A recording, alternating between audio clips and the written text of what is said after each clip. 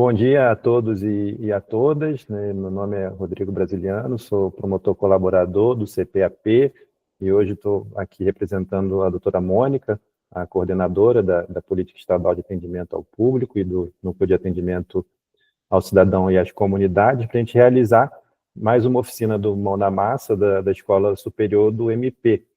Hoje o nosso objetivo é trazer a compreensão, o fortalecimento dos procedimentos de averiguação de paternidade, de acordo com a Lei 8.560, de 92, apresentando a metodologia aplicada pelo NAAC, na fala, na sequência da Adriana, do Dr. Regis, mostrar como que é o trabalho de averiguação de paternidade no NAAC e também a ferramenta, o potencial transformador na atuação extrajudicial e também na atuação judicial sobre o programa de investigação de paternidade.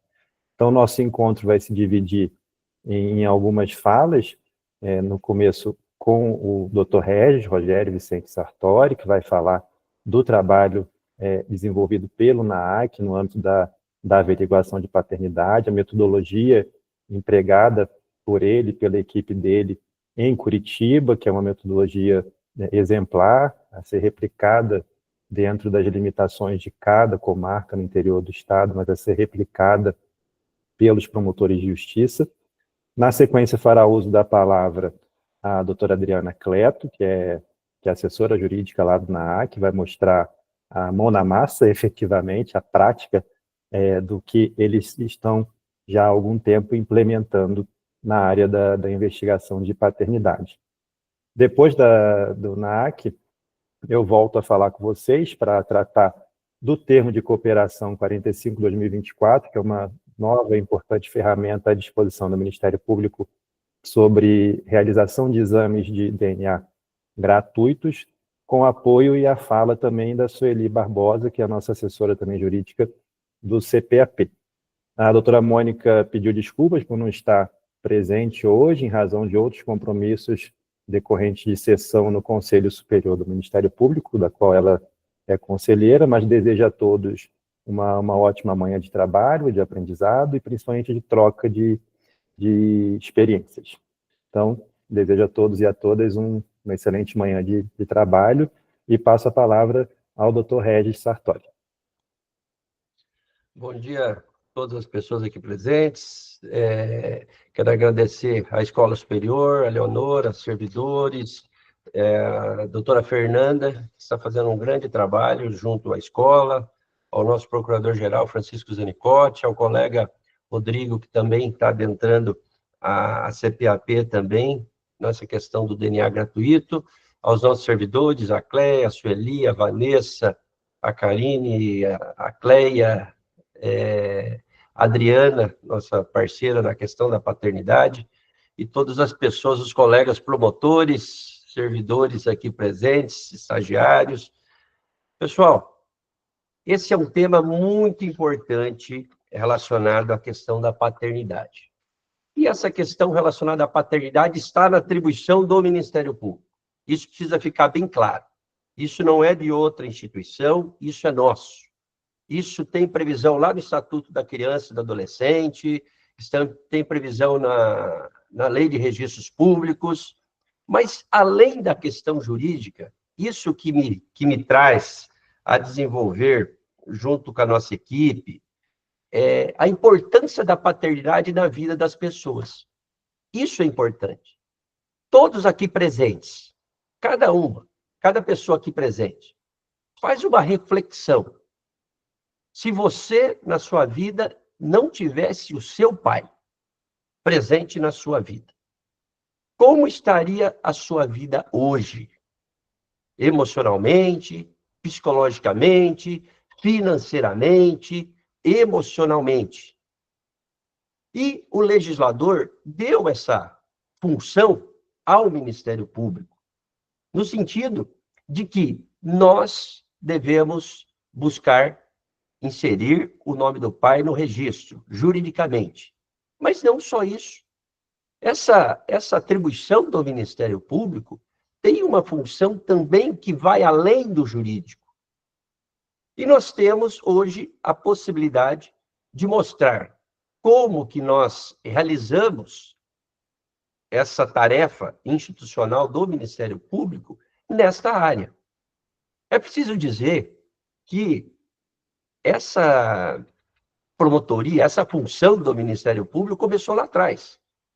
O doutor Olímpio, inserindo a questão relacionada à promotoria da paternidade, junto ao núcleo de atendimento, que exerceu essa função durante anos, a nossa colega, a doutora Galateia, que também a Adriana foi assessora e fez um trabalho incrível também naquela época, e depois, posteriormente, nós assumimos a função da doutora Galateia.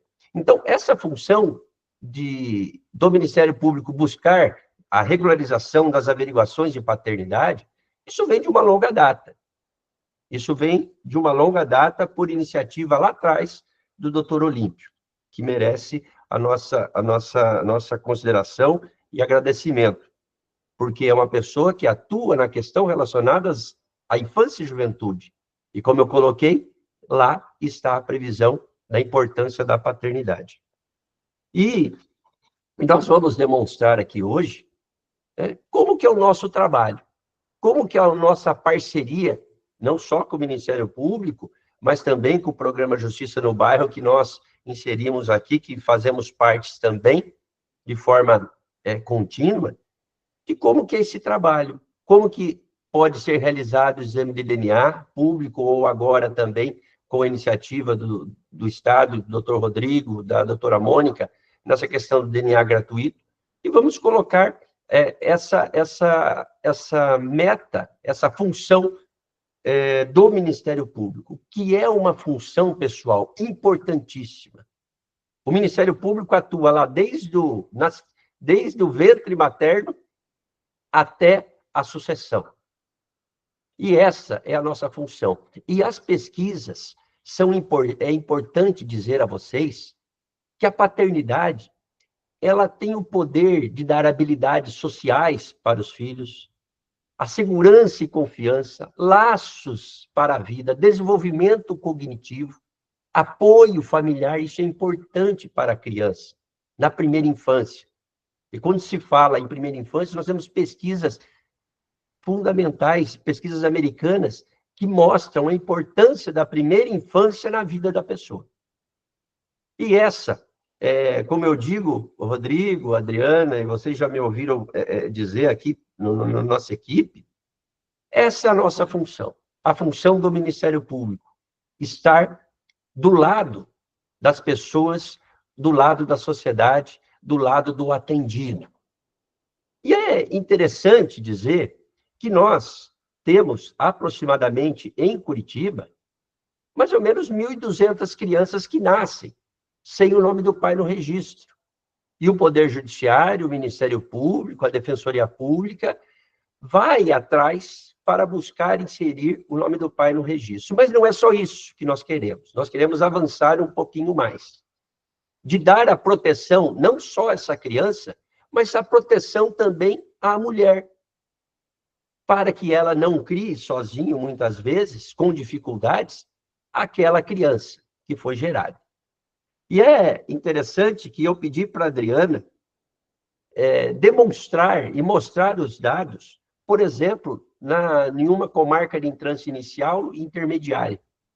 Por exemplo, nós temos em Jaguapitã 109 nascimentos, das quais 5 crianças foram registradas apenas no nome da mãe e não no nome do pai. 5 numa cidade de comarca inicial. Vamos colocar os dados? Podemos colocar 10.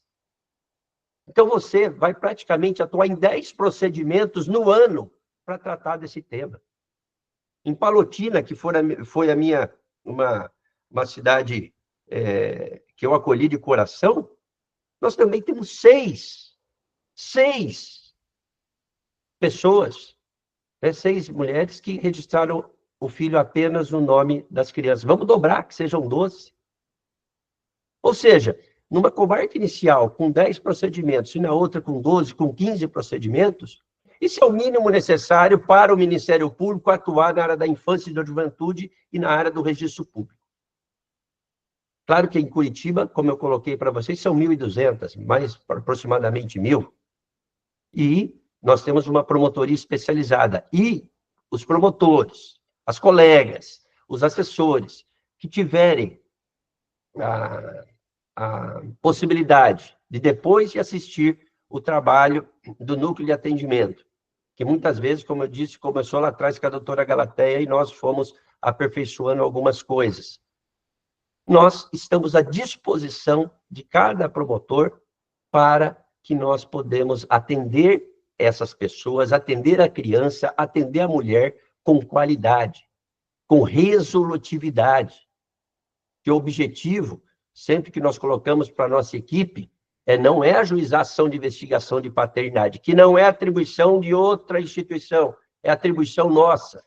Mas a principal função nossa é atuar de forma extrajudicial para resolver o problema da pessoa.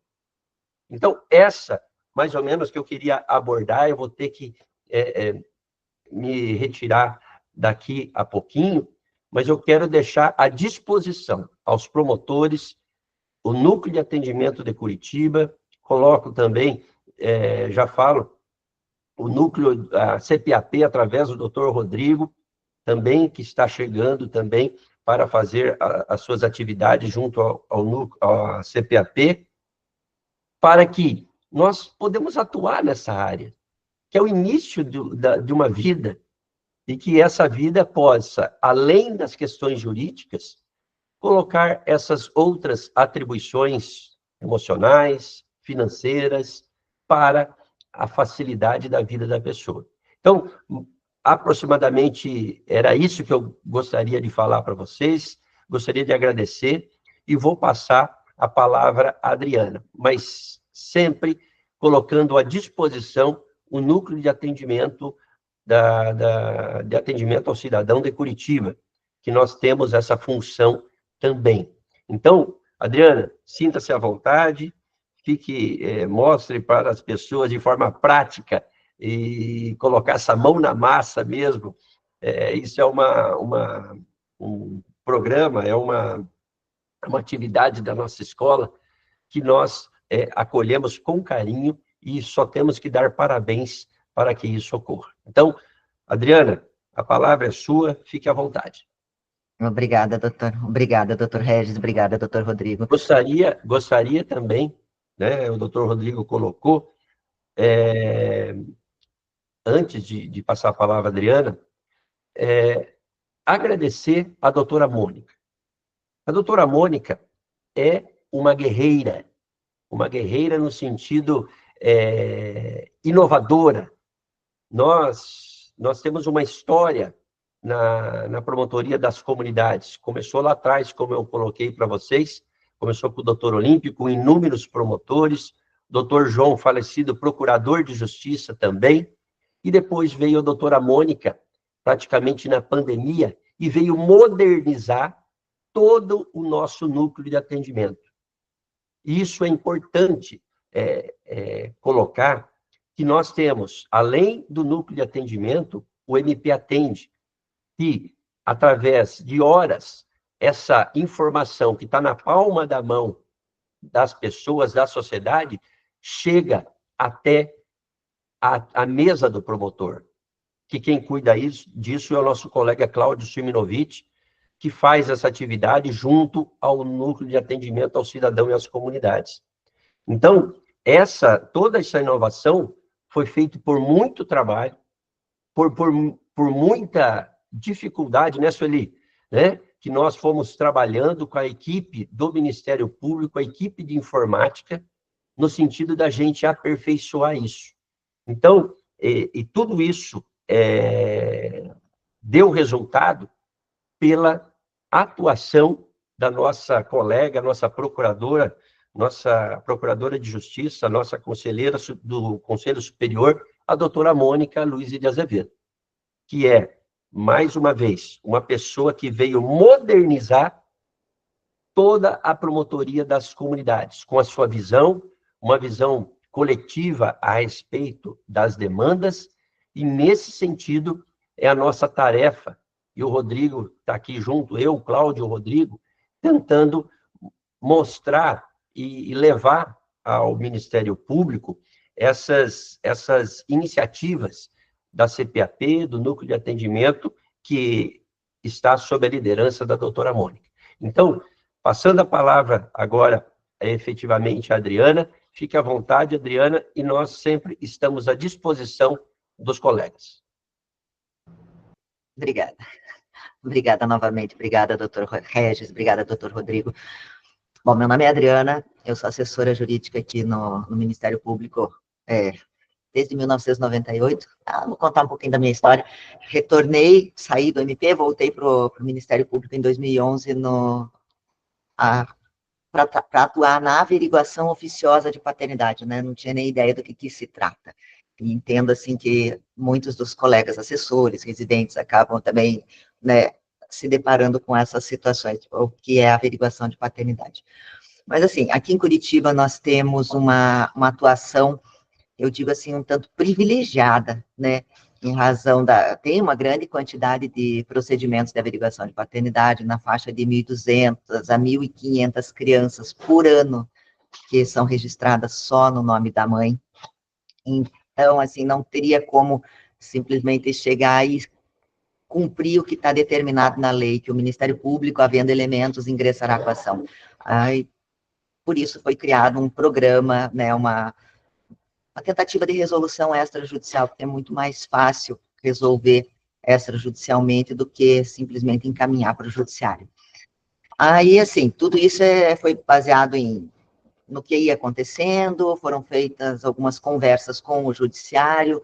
Aqui em Curitiba, nós recebemos atualmente pelo Projude, o doutor Regis, ele recebe as averiguações de paternidade, nós baixamos, colocamos no nosso sistema, daí instauramos hoje no EPRO-MP, e ali acaba a atribuição do judiciário. A partir do momento que o doutor Regis devolve ao judiciário, este procedimento de averiguação oficiosa de paternidade, que é iniciado lá no cartório, ele é encerrado no judiciário. Então, achei importante trazer isso para deixar claro que nós não atuamos no Projude, tá? Nós atuamos somente no EPRO-MP, tá? A partir do momento que nós recebemos aqui, o juiz já entendeu que não tem mais atribuição ali para ele, porque aqui seria a vara de registros públicos, né? Os procedimentos, os cartórios, eles remetem para a vara de registros públicos, a alegação de paternidade, a certidão de nascimento, e o juiz tenta resolver administrativamente. Não conseguindo resolver administrativamente, aí sim que ele dá vistas ao Ministério, encerra, dá vistas ao Ministério Público, nós pegamos o procedimento, né, e instauramos aqui, ele encerra lá. Então, nós não temos vínculo nenhum com o Projude, até esse momento. Eu tenho uma apresentação aqui de um material que é mais ou menos um roteirinho, um fluxograma, como que nós fazemos aqui. Eu sei que não é possível aplicar em todas as comarcas, mas, assim, nós queríamos demonstrar como é feito aqui, né? Se houver possibilidade de ser utilizado, assim, por outras comarcas, né? Fiquem à vontade, né? Para a gente poder trocar ideia. Eu vou compartilhar com vocês, tá? O nosso método, né? A nossa metodologia. Tá? Então, ele está aqui.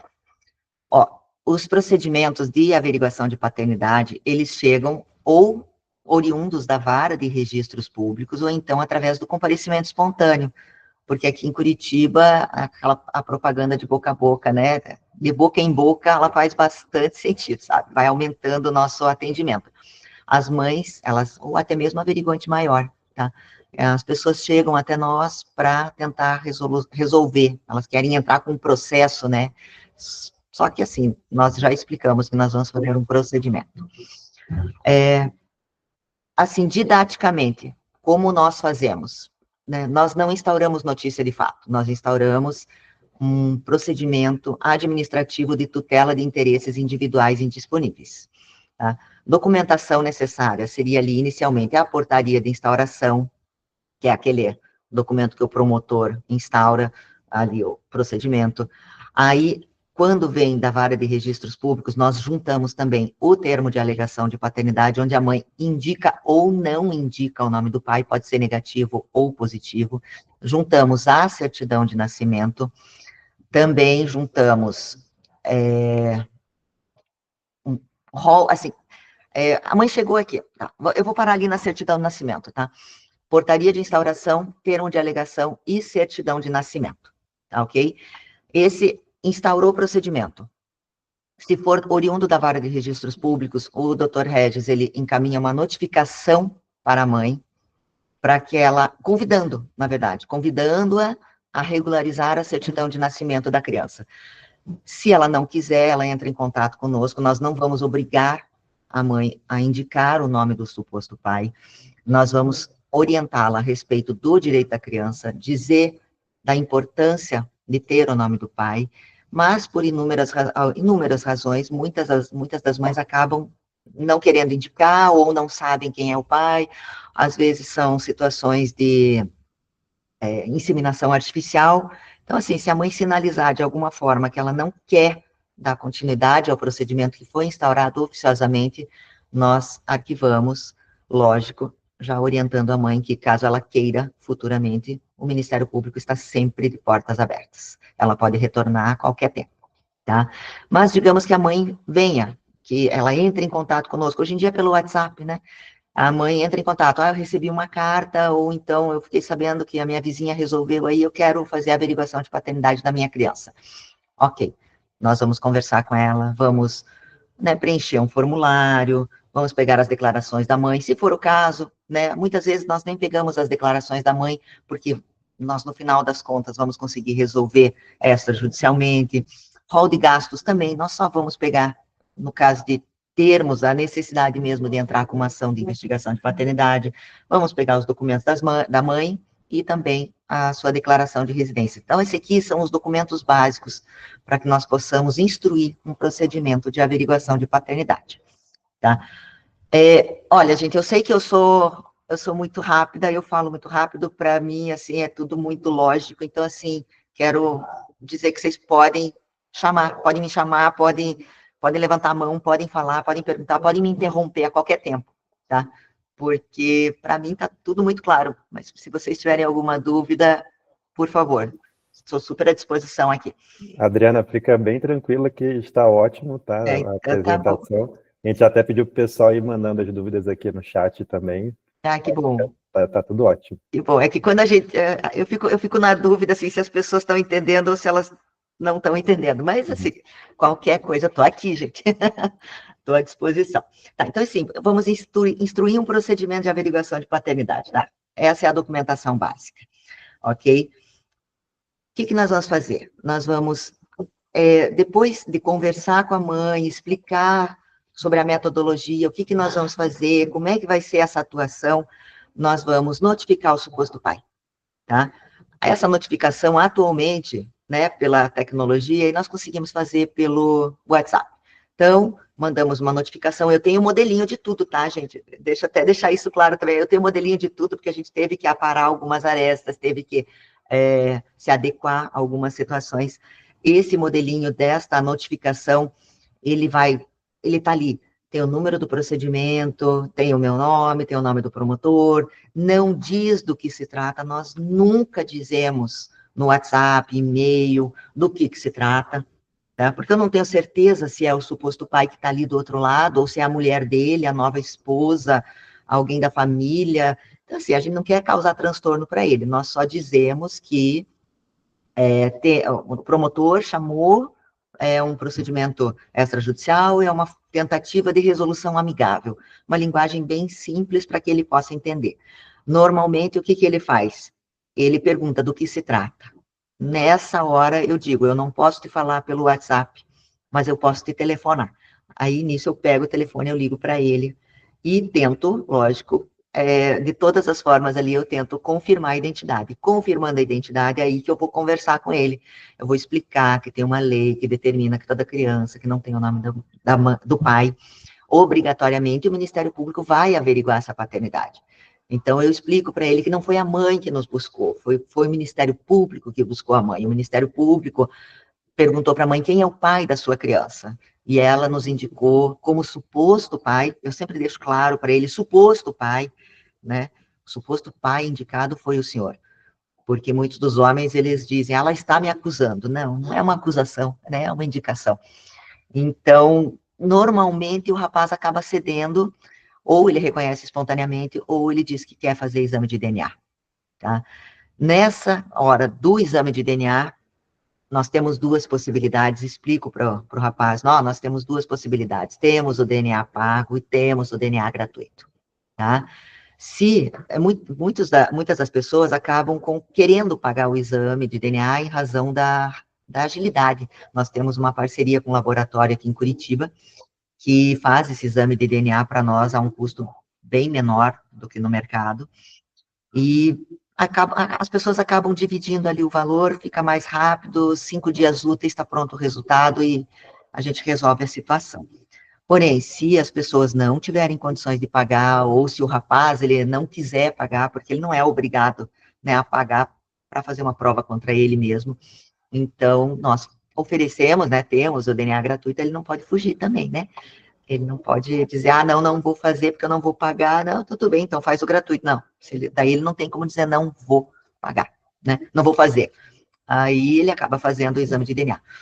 Em relação ao exame de DNA, havendo essa concordância das partes ali em fazer o exame de DNA, nós vamos solicitar, né, agendar, fazer o agendamento, dependendo do caso. Temos ali, como eu falei, o DNA pago, tá? Nós entramos em contato com o laboratório, fazemos o agendamento, preparamos um documento que é o encaminhamento para a coleta e encaminhamos para as partes ali com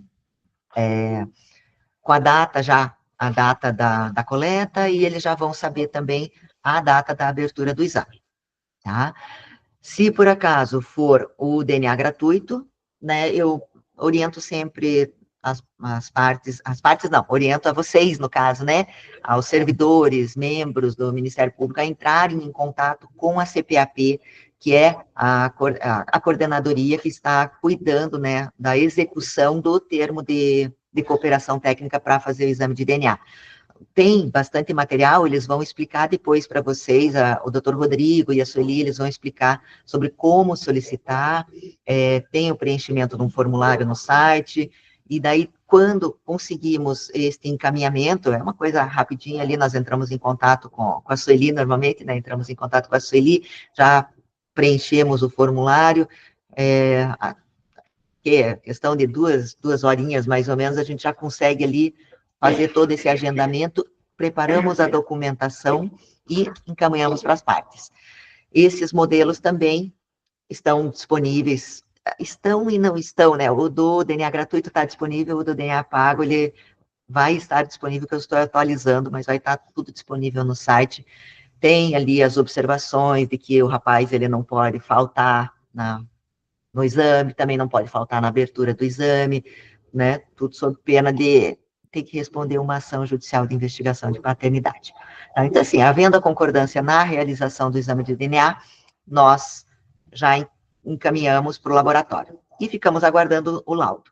Aí que vem a parte, né? A parte resolutiva começa aí. Vindo o resultado. Se o resultado for negativo, os dois vão estar aqui no mesmo dia, tá? Para a abertura deste exame. Eles vão abrir o exame, vão tomar ciência do laudo, assinar o recibo e nós vamos encaminhar esse procedimento para o promotor de justiça, que vai arquivar o procedimento. Não, assim, uma coisa que eu acho que é bem importante deixar claro aqui, este procedimento em relação ao fulano X, tá? Ele vai ser encerrado. Não, mesmo que a mãe indique um outro suposto pai, não será feita a averiguação de paternidade no mesmo procedimento. Porque em relação ao X, acabou. Nós vamos encerrar esse, se a mãe indicar outro suposto pai, nós vamos instaurar um novo procedimento, tudo para garantia do sigilo, tá? Porque não tem por que manter, aquele lá já está descartado. Então, nós vamos fazer um outro procedimento, e o que passou, passou. O próximo rapaz que vai ser chamado sequer vai saber que houve um procedimento anterior, né? Até porque isso só diz respeito à mãe e o Ministério Público não intervém, não interfere nessa parte, né? Então, os procedimentos são sigilosos e individuais, né? Se a mãe, por acaso, não quiser indicar o novo suposto pai neste momento, também não obrigamos, mas deixamos claro para ela que, sim, ela pode voltar a qualquer tempo. Normalmente, ela acaba deixando para voltar uma outra hora, quando baixar a poeira, e ela conseguir reorganizar, né, as questões internas, daí ela vem e já indica um outro suposto pai, nós iniciamos um outro procedimento sem mencionar a existência do outro, daquele primeiro procedimento. Tá, agora, sendo o resultado positivo, vão estar os dois aqui.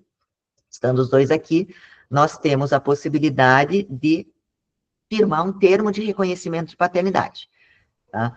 Termo de reconhecimento de paternidade pode, havendo concordância ali, havendo consenso entre as partes, ele pode ser firmado com um acordo de alimento, guarda e convivência, e também, isso acho que é bem importante, aqui em Curitiba, vou deixar claro aqui em Curitiba, como é que nós fazemos? Havendo consenso entre as partes, nós não vamos simplesmente fazer um termo de reconhecimento e fazer um acordo em separado. Nós vamos fazer, aqui em Curitiba, nós temos uma parceria com o Programa Justiça no Bairro, então é feita uma audiência na plataforma já do Programa Justiça no Bairro, tá? E essa audiência, esse acordo, ele é homologado na hora, né? Questão de poucos minutos, a juíza, ela está lá em tempo real. Então, nós só preenchemos, encaminhamos, avisamos ali o pessoal do Programa Justiça no Bairro, a juíza abre a audiência, vê se está tudo ok, o promotor também verifica se está tudo ok, se está tudo dentro dos conformes, e a homologação, ela é imediata. Então, as partes já saem daqui com um acordo homologado, um acordo de reconhecimento de paternidade, acumulado com alimento, guarda e direito de convivência, tá? Essa é a única coisa que vai demorar um pouquinho mais, mas também não é absurdo, né? O JB fica aqui do lado, porque precisa da assinatura física da juíza no mandado de averbação, tá? Mas isso a gente encaminha num dia, no dia seguinte já volta, e este mandado de averbação nós encaminhamos ao cartório para averbação, e já passamos uma cópia, né, do termo do acordo, assinado pelas partes, homologado pela juíza e referendado pelo Ministério Público para as pessoas, caso lá na frente elas precisem desse acordo para uma execução, para uma exoneração, para alteração, revisão, qualquer coisa ali em relação ao acordo, tá?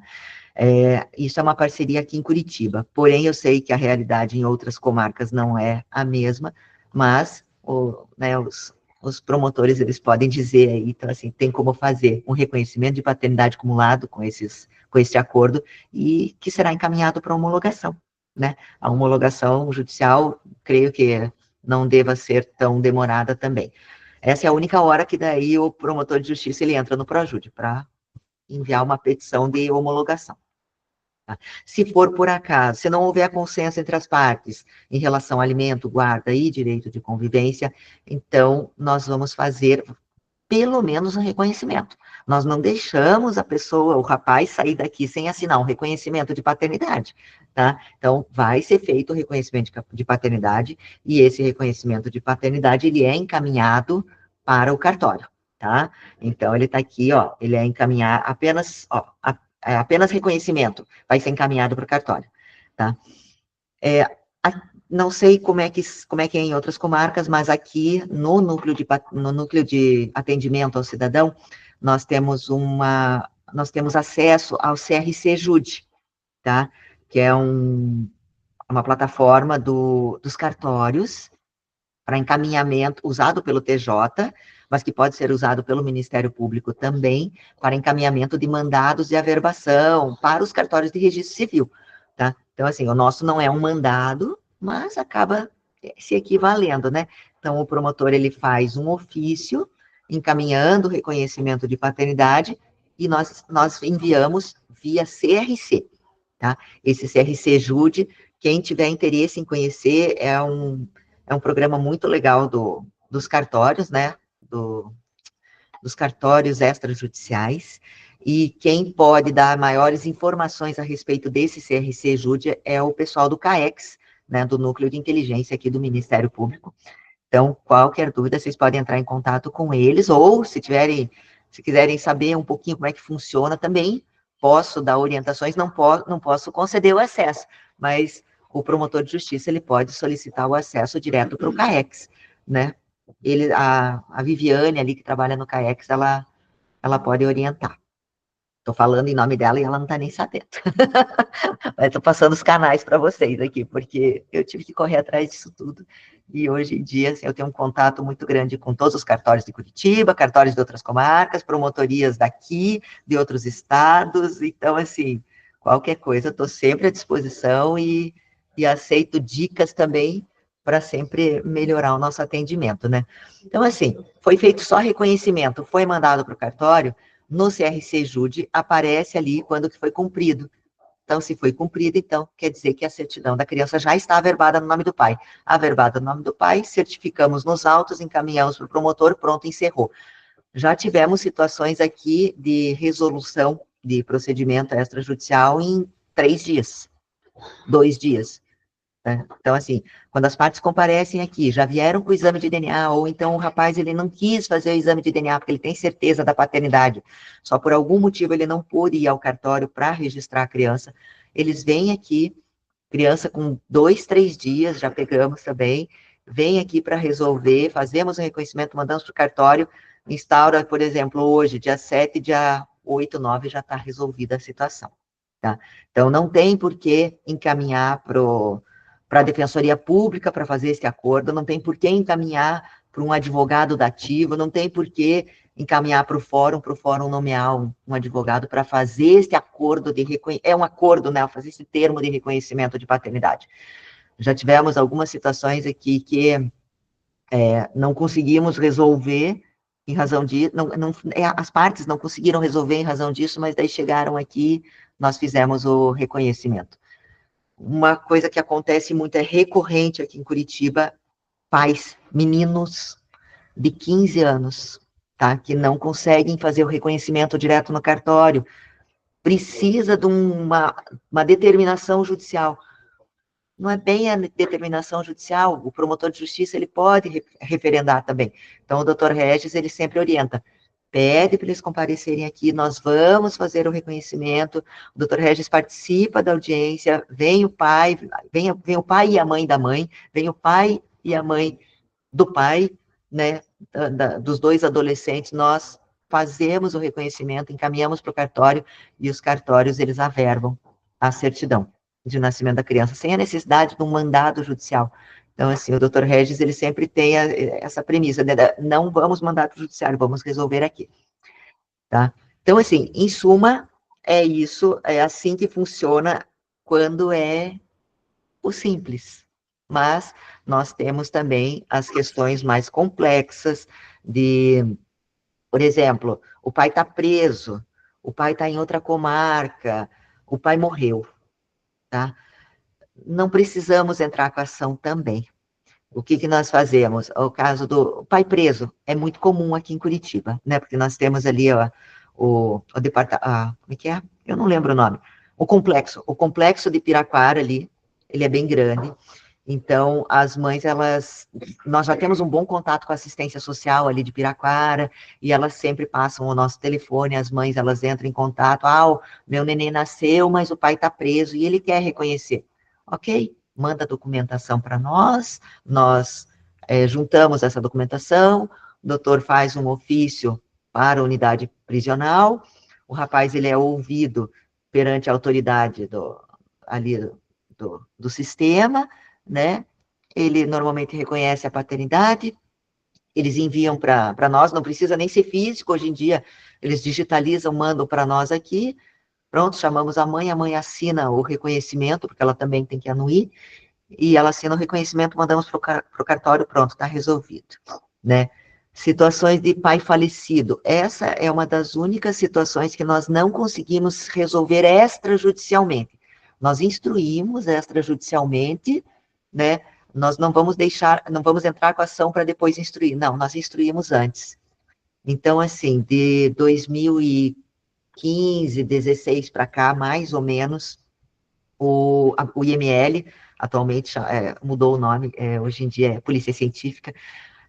A Polícia Científica de 2015, mais ou menos para cá, eles têm uma determinação que eles têm que armazenar o material genético de todas as pessoas que passam por necrópsia, né, necropsia ali no IML, tá? Então, passou pelo IML, vai ter o sangue armazenado, a não ser que não tenha como armazenar o sangue, né, alguns casos, assim, de deterioração do material genético, mas algum material genético eles guardam, ou é sangue, ou é saliva, ou até mesmo de ossos, né, a parte interna dos ossos ali, o DNA que fica dentro dos ossos. Não sei explicar, não é minha área, não sei explicar, mas assim, quando é sangue e saliva, isso em relação ao DNA pago, tá? O DNA gratuito ainda não contempla, mas a gente vai fazer isso, né, doutor?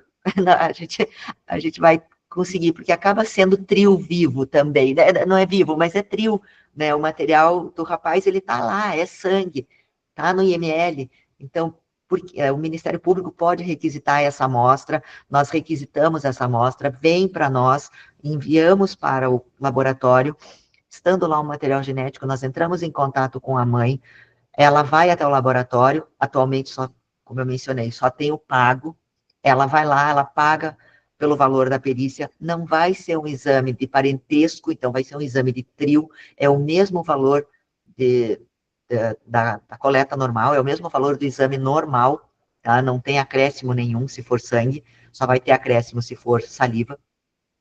Ela vai lá, faz o exame, o resultado sai 5 dias úteis, da mesma forma, aí é que nós vamos começar a instruir o procedimento, tá? Vamos verificar, o falecido deixou herdeiros, deixou filhos registrados. Se deixou filhos registrados, nós vamos ter que buscar quem são esses filhos registrados, quem são os sucessores, para que possamos, se for maior de idade, a gente vai direto buscar esse sucessor, se for menor, nós vamos buscar os representantes legais. Achamos a mãe da criança que o rapaz registrou, vamos conversar com ela, mostrar para ela o exame de DNA que foi feito com o sangue do falecido, vamos informar sobre o direito da criança averiguante, e, assim, 90% das vezes elas acabam anuindo, né, em nome de seus filhos, anuindo com a regularização da filiação daquela outra criança que nasceu após o falecimento do pai. Então, nós temos material, inclusive, de tudo isso, de ofício, de termo de anuência, de petição de investigação, a gente chama aqui em Curitiba a ação de investigação de paternidade pós-morte consensual, né? Nós não colocamos como uma homologação, em razão dos institutos jurídicos mesmo, nós não colocamos como homologação uma investigação de paternidade pós-morte consensual, em que há anuência da mãe dos sucessores, para evitar que ela seja citada no processo, para evitar que ela tenha que constituir um advogado, para evitar que ela diga perante o juiz que ela concorda, né? Ela pode dizer perante o Ministério Público. Lógico, se ela não concordar, né, nós vamos ter que entrar com uma ação de qualquer forma, mas nós podemos poupar, né? Poupar todas as partes ali dessa, inclusive, demora. Nós sabemos da demanda do judiciário. Até conseguir uma citação, às vezes, leva uns 6, 8 meses, 10 meses, 1 ano, né? Então, se nós enviarmos com todo o procedimento instruído, a chance de conseguirmos resolver em rápido espaço de tempo é muito grande. Tivemos situações aqui em Curitiba de instruir todo o procedimento. O rapaz, é só um exemplo, o rapaz, ele era adotado, então não tinha como fazer exame, né, com os supostos avós paternos, e ele tinha deixado filho, tá? Nós não vamos fazer exame com o outro filho, porque pode ser que esse outro filho não seja filho biológico, pode ser que ele tenha assumido uma paternidade que não era dele, e daí se for fazer exame com essa outra criança, corre-se o risco de dar um negativo. Então, assim, nós evitamos qualquer tipo de problema. Nós vamos direto ou no sangue do falecido, ou no sangue dos avós. A gente evita, né, buscar os sucessores, a não ser que você tenha muita certeza que são realmente do falecido. Tivemos essa situação que o rapaz ele era adotado, então não pudemos fazer exame com os avós paternos. Porém, ele tinha deixado um outro filho. Esse outro filho, ele não foi para o IML também. Esse outro filho, nós não queríamos chamar esse outro filho de início, né, a mãe da outra criança, mas sabíamos, né, de antemão, que ele tinha feito exame de DNA com essa outra criança. Então, o que foi feito? O Ministério Público requisitou ao laboratório a amostra do material genético colhido para aquele outro processo, foi liberada a amostra, foi feito exame de DNA com esta criança averiguante aqui, deu positivo, né? Era o material genético do falecido, deu positivo. Aí que nós chamamos a mãe da outra criança, conversamos com ela, explicamos do que se tratava, ela concordou, fizemos um termo de anuência, ok, fizemos uma petição de investigação de paternidade, mandamos para o judiciário, em menos de 20 dias estávamos com a certidão averbada. É uma coisa que poderia demorar 3, 4, 5 anos, se nós fizéssemos o caminho inverso. Então, aqui nós invertemos para facilitar, né? E não entramos com a ação direto, não vamos direto na letra da lei. O Ministério Público ali vai entrar com a ação. Não vai entrar com a ação, só vai entrar com a ação se houver necessidade. Aí, essa é a premissa, esse é o jeito de trabalho que era da doutora Galateia, que hoje é do doutor Regis, e provavelmente é do doutor Rodrigo também, que eu sei que ele tem um programa ali em Campo Largo, ele também atua na área de averiguação de paternidade, e é assim que a gente faz. E só a título de curiosidade, o doutor Rodrigo vai falar também, nós temos um programa de averiguação de paternidade aqui no Paraná, muito parecido com Brasília, com a Bahia, com Goiás, né, e alguns outros estados aí que já estão começando a atuar desta forma. Brasília tem o núcleo da paternidade responsável, a Bahia tem também o núcleo da defesa da paternidade, eu não lembro os nomes, né, mas eles atuam nesse sentido. Então, assim, quando nós precisamos nos comunicar com esses outros estados, eles já nos conhecem, eles já sabem como nós atuamos e eles sabem que eles atuam muito parecido, facilita bastante. E é essa a intenção, né, de mostrar para o Paraná, para todas as comarcas, para todos os nossos colegas aqui, que nós temos como resolver e que vocês podem contar com Curitiba, podem contar com Campo Largo, podem contar com a gente aqui para tentar resolver.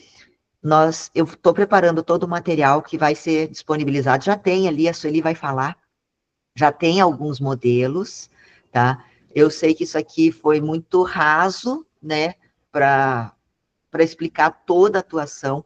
Faz 14 anos que eu estou aqui, eu não vou conseguir resumir 14 anos nesse tempo que nós temos, mas nós estamos à disposição o tempo inteiro e eu gostaria muito de que vocês viessem, que vocês buscassem. E vou passar de volta a palavra para deixa eu ver se tem mais alguma coisa, acho que não. Acho que da minha parte aqui já encerrou. A gente vai entrar nessa questão do DNA gratuito, que é muito interessante. O doutor Rodrigo vai mencionar que agora retomamos o nosso convênio depois de 7, 8, quase 8 anos, né? Quase 8 anos parados, estamos retomando o DNA gratuito, e o doutor Rodrigo, ele vai falar sobre isso. Muito obrigada pela atenção, desculpa pela minha ansiedade, eu sou uma pessoa que fala muito rápido e eu sei que eu me atrapalho bastante, mas eu estou à disposição aqui, é só procurar meu nome ali no Hangouts, que vocês já vão ver, pode me procurar pelo Hangouts e pode procurar pelo WhatsApp da promotoria, que é aquele 41 32 50 48 35, também ele aparece no meu Hangouts ali, Adriana Cleto, estou à disposição o tempo inteiro. Obrigada, bom dia a todos, e estou à disposição. Passo a palavra para o doutor Rodrigo. Obrigado, Adriana, pela sua exposição, a experiência do NAAC aí, desde a doutora Galateia, doutor Regis agora, sempre é muito enriquecedor para a gente ver essas experiências positivas, tanto aqui em Curitiba, que a gente vem fazendo também em Campo Largo. Antes de adentrar até na nossa parte do CPAP, do termo de cooperação técnica, acho que já vou aproveitar, Adriana, até para aproveitar o seu gancho e já fazer alguns questionamentos de ordem prática para você esclarecer aqui para a gente. quem está assistindo. Primeiro ponto, queria saber do trâmite dali da transição que você falou, do ProJude da averiguação, que vocês encerram na Vara de Registros Públicos e tramita internamente, administrativamente, no Ministério Público.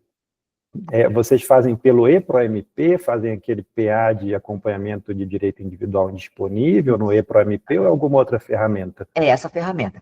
Então, assim, só acho que para contextualizar ali, acho que é importante dizer, antigamente vinha físico, né? Os procedimentos de averiguação de paternidade, eles vinham físicos para nós, o judiciário mandava para nós devolvíamos para eles depois de utilizar, né, todo aquele material.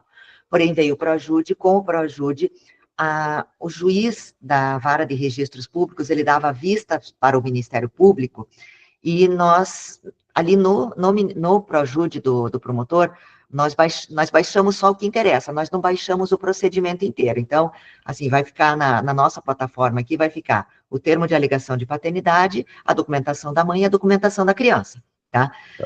Ali, foi feita uma conversa com o juiz da Vara de Registros Públicos. Por quê?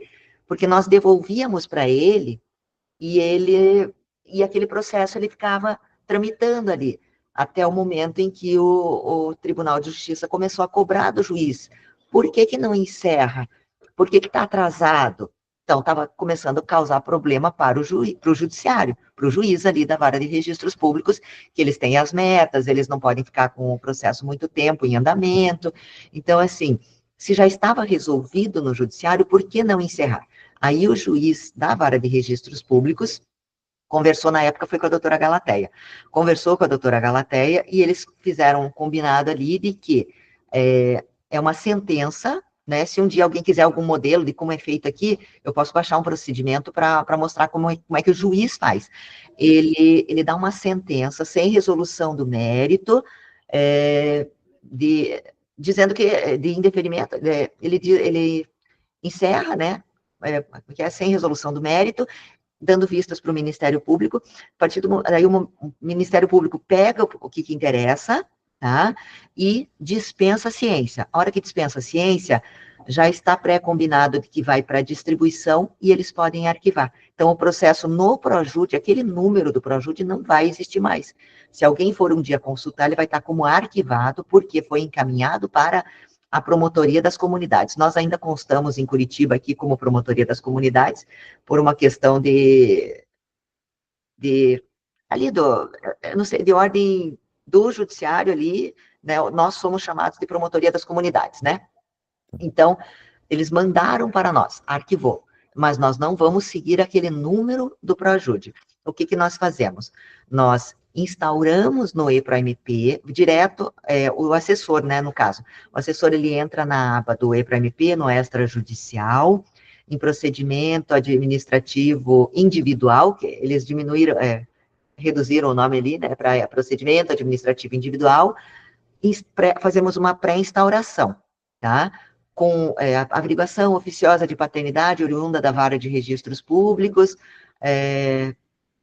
com indicação do nome do pai ou sem indicação do nome do pai, né, ou positiva ou negativa. Este procedimento, a hora que nós concluímos, ele vai para o promotor. O promotor, ele tem que finalizar a instauração, né, que só vai gerar um número mesmo a partir do momento em que o promotor assina. Essa assinatura virtual é diferente da validação do atendimento. Ela é aquela com o token, né? Então, o Dr. Regis, ele vai lá, ele assina, nós instauramos ali 80, 90 por vez, mais ou menos, né? Aí é o dia que a gente fala com o Dr. Regis, ele senta ali, ele não sai dali, que ele tem que ficar assinando um por um, né? A instauração de cada procedimento. Então, o nosso instrumento de trabalho é o EPROMP mesmo, né? Seria isso? Seria essa a dúvida? No EPROMP, o administrativo individual. Isso. Tá. E na prática de vocês, quando não é localizado o pai nesses procedimentos, aí gera a judicialização numa investigação? Não, então, assim, eu até estou preparando, eu quero depois mostrar para o senhor, eu estou preparando como se fosse uma cartilha. Nós não vamos direto no suposto pai. Por que nós não vamos direto no suposto pai, mesmo que a mãe tenha indicado o suposto pai? Porque o juiz já tentou, de alguma forma ele já tentou, de alguma forma ou ele não localizou o suposto pai, ou o suposto pai disse que quer fazer exame de DNA. Então, nós não vamos direto para o suposto pai. Nós vamos, mesmo que a mãe tenha indicado o suposto pai, nós vamos para a mãe novamente. Por que nós voltamos para a mãe? Porque já tivemos várias situações em que a mãe indicou o Joãozinho, né?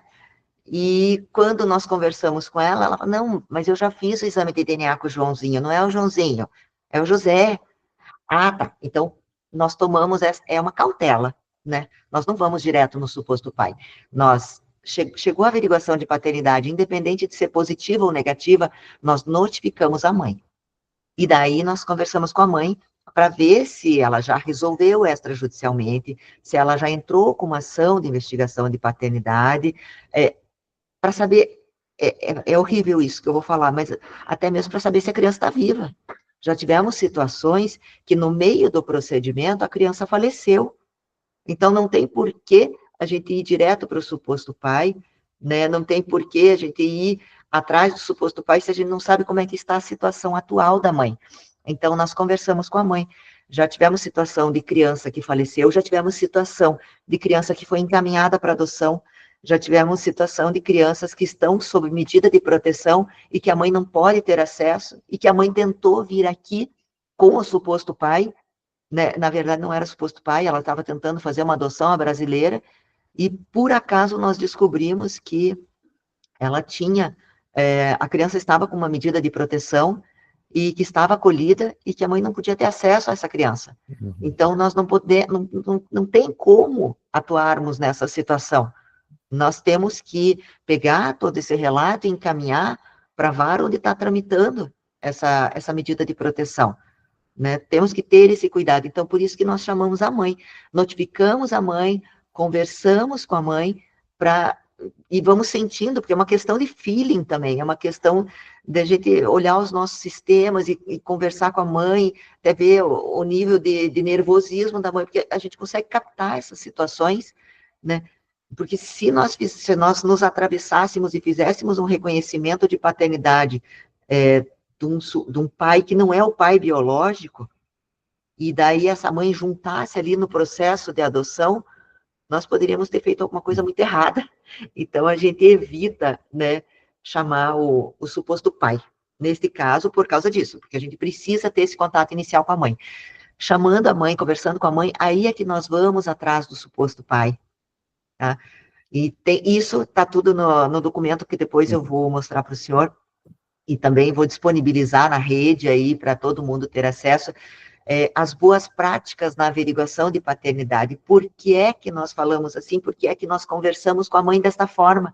Né? Explicamos em relação ao DNA para a mãe, explicamos sobre quando é a averiguação de paternidade pós-morte, porque muitas das mães, elas deixam de indicar o nome do suposto pai, porque elas acham que não vão conseguir resolver porque o pai morreu, né? Quando, na verdade, nós conseguimos. Muitas delas pensam, o pai está preso, vou esperar ele sair para resolver. Não precisa, é mais fácil quando ele está preso. Nós vamos ter dificuldade, né, de localizar o rapaz, inclusive de fazer DNA, né? Mas vamos num exemplo prático. Vocês fizeram essa entrevista com a mãe, foi indicado o suposto pai, né? E tentaram localizar aquele suposto pai com os contatos iniciais, com os sistemas disponíveis que a gente tem também, e não conseguiram localizar. Lá em Campo Largo, a gente costuma chamar essa mãe de novo, pedir provas adicionais que sejam substitutivas ao DNA, então, troca de mensagem em rede social, em WhatsApp, fotografias, etc., e já instruir uma ação de investigação de paternidade acumulada com alimentos. O NAC, quando esgota essa tentativa de localização, tenta ainda mais alguma coisa administrativa ou aí, de fato, vai para a judicialização? Não, além de... Nós fazemos toda essa busca, né, que o senhor faz em Fosseg, Copel, Sanepar, não conseguimos localizar o suposto pai. Infelizmente, tem algumas vezes que nós temos que arquivar, porque a mãe não tem elemento, nós chamamos a mãe. Mas se a mãe chegar aqui e disser, eu sei que é João da Silva, como que eu vou achar o João da Silva? Ele está em lugar incerto e não sabido, ela não tem prova. Então, assim, se ela tiver bastante prova, se ela tiver o nome da mãe do rapaz, o nome do pai do rapaz, e mesmo assim nós não conseguirmos localizar, nós vamos ingressar com a ação. Porém, nós sabemos, na prática, que essa ação ela vai ficar anos e anos e anos e anos e é capaz de não conseguir resolver, né? Então, assim, fazemos isso, fazemos. Sabemos que, no fundo, ali, não vai ser, não vamos conseguir resolver, muitos dos casos acabam chegando no judiciário, nós temos uma ação de investigação de paternidade com DNA, só para você ter uma ideia, foi feito o DNA, o pai é irlandês, se eu não me engano, ele está na Irlanda, tá? Nós temos o DNA, foi feito numa viagem, a mãe fez o DNA, ele não reconheceu a paternidade, nós temos, a mãe pagou pela tradução, né? Nós entramos com uma ação, em 2012, até hoje o rapaz não foi citado, né? A menina já está hoje ela deve estar, 2012, hoje há 13 anos, e na época ela já tinha uma certa idade, a menina está quase fazendo 18 anos. Que entra a questão internacional de entra a questão internacional. Então, assim, mesmo com o DNA, temos situações também do pai em lugar incerto e não sabido. Ele pode até ser decretado pai, mas daí conversamos com a mãe, explicamos para elas, né, que infelizmente nós vamos conseguir, só que nós vamos conseguir, mas talvez não seja tão efetivo. Mas a gente faz sim, doutor. Nós fazemos, nós instruímos o procedimento e entramos com a ação de investigação de paternidade. Muitas das vezes, o rapaz, ele não colabora aqui. Nós temos certeza que ele recebeu a notificação, que nós mandamos tudo com a R, né? Temos certeza que ele recebeu a notificação, mas ele fica se esquivando. Neste caso, muitas das vezes, o que acontece, a partir do momento que o doutor Regis entra com a ação e ele é citado, esse rapaz, ele volta ao Ministério Público. Agora eu quero fazer o DNA. Né? Aí, vem aquele jogo, a gente pois que agora já é judicial, você vai ter que contratar um advogado, mas lógico que a gente dá um jeitinho de entrar em contato com a promotoria ali que está atuando no processo, e a gente dá uma ajuda ali para fazer esse exame de DNA, juntar o DNA nos autos, né, para facilitar. Né? Oi? Para solucionar logo. Para solucionar, A gente também não descarta o rapaz de plano, né? Sim. A Jade Silva, que ela é estagiária em Campina da Lagoa, questionou sobre a questão do PA. Então, é instaurado o PA no EPRO-MP, e depois como que ele volta para o judiciário? Ele não volta para o judiciário. Ele só vai... Esse PA, ele não volta para o judiciário. É aquele número, né, o do PROJUDE, tá? Aquele procedimento de averiguação de paternidade que foi instaurado inicialmente, que foi distribuído lá no PROJUDE, quando o juiz não conseguiu resolver, aqui em Curitiba, né? Eu não digo outras comarcas, estou dizendo aqui em Curitiba. O juiz não conseguiu resolver, ele vai sentenciar sem resolução do mérito e vai mandar para nós. Quando ele manda para nós vamos pegar só o que interessa, tá? E o promotor, ele vai dispensar a ciência, ou vai dar a ciência, ciente o Ministério Público. Bateu lá no judiciário a ciência do doutor Regis, esse processo, ele vai para distribuição novamente e o distribuidor arquiva. Então, ele não vai ter vinculação nenhuma. Nós não vamos atuar junto com o juiz, até porque aqui em Curitiba, o promotor da Vara de Registros Públicos não é o doutor Regis. O promotor que atua lá é um outro promotor. E ele não vai ter essa atribuição da averiguação de paternidade que não consegue resolver. Aqui em Curitiba seria das varas de família, então haveria uma alteração da competência judiciária, né, do judiciário. Haveria uma alteração da competência. Então, teria que passar esse processo para a vara de família.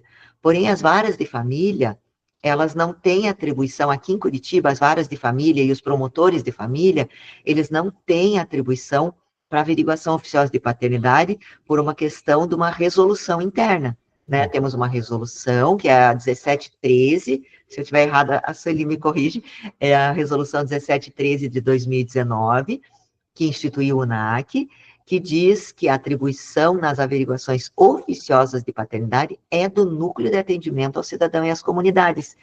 E essa atribuição, ela vai até a propositura da ação. Então, assim, só vamos propor ação se não conseguirmos resolver administrativamente. Então, assim, digamos, não conseguimos resolver administrativamente.